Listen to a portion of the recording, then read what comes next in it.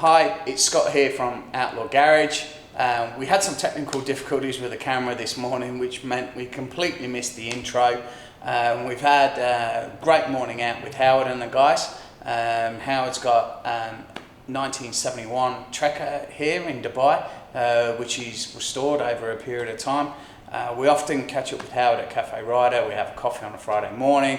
For some reason or another, that is the car that we always miss, and he drives another car out there. So today was the first time that we've been able to kind of organise everything for us to be able to see the car for the first time. Hope you like the video, like, subscribe, and enjoy what we've got coming up for you.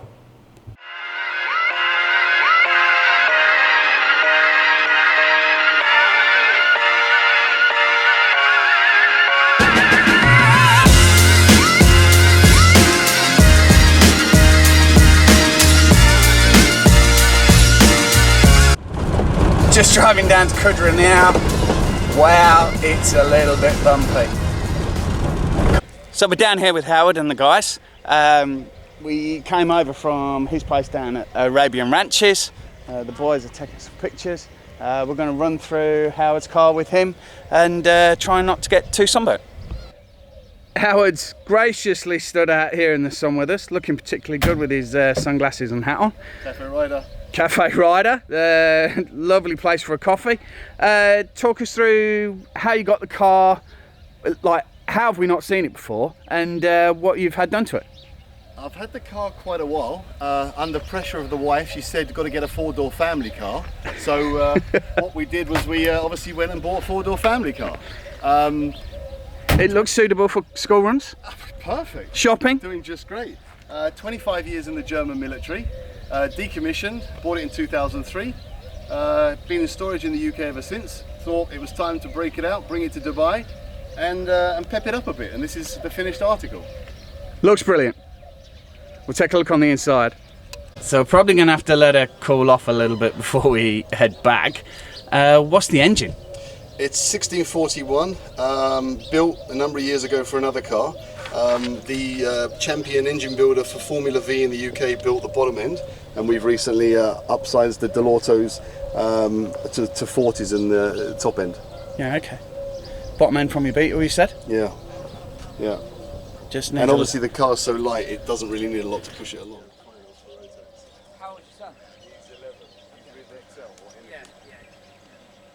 How's he get on? So the inside here. Now this has got a military switch for the, is that for the lights or the Gatling gun, or? It's for the lights. This model car is known by different names in different places. There's a consumer version in the US called the Volkswagen Thing. This is actually a Type 181, the military version, and that switch was to switch between the military running lights and the standard day utility or civilian lights.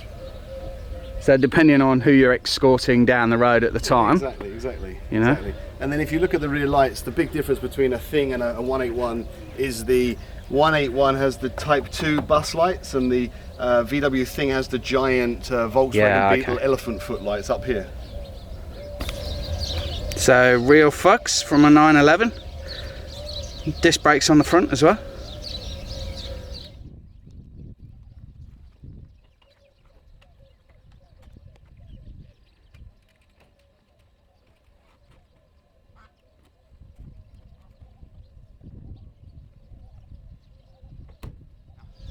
The body got shot blasted twice because we didn't think it was actually up to spec, and all of the military grade under seal had to be scraped off by hand.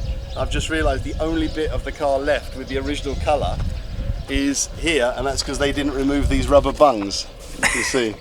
So that's the colour it would have been when it was in the German army. Because obviously it's used for Northern European winters and it's got a flappy open top, they installed from new an Eberspacher petrol heater, so it has a flow of petrol from the tank in the bottom up into this. It burns it, and then it heats up a heat exchanger in here. There's a fan in this end which blows the air from here into the cabin across the heat exchanger, and the exhaust pipe from here exits into the front wing. So there's actually an exhaust pipe here. They're often known to catch fire. Thankfully we won't need to use them much in this condition. Was this discussed during the purchase of the family car?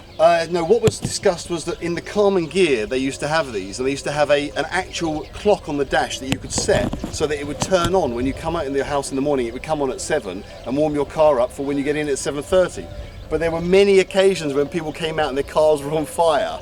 A little bit too hot, I think. So you can set your coffee machine for first thing in the morning, get outside, coffee and mug, and your car's also warm. Yeah. And the good thing about every panel on the car being straight or designed with a ruler is every panel fits like it did from new, because there's no curve to it. So cool.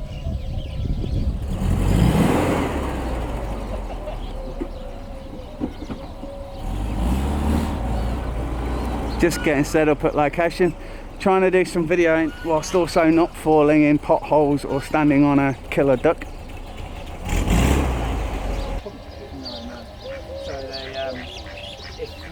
It's built on a Beetle chassis, so it's a Beetle front suspension as standard, Beetle indicators on the front, Beetle headlamps, Beetle rear view mirror, Beetle door handle, Beetle steering wheel. So it's basically 50% Beetle. It's pretty much just the body that's different. Yeah. Paint job's really clean. It's lovely. Yeah, it was meant to be utility. We want to use it. We want to cruise it around and spend some time in it and have the kids in and out of it. And if it gets scratched or dinged, I want it to still be, you know, look okay. I don't know if you can hear in the background, but I think Dan's trying to kill himself. I'm getting attacked by pigeons that have got nests up here. It's a bit sketchy. We're back from Al Qudar at Howard's, just waiting for the barista to turn up, give us some coffee and some water. Hope you enjoyed the video. Like, subscribe, comments below. See you next time.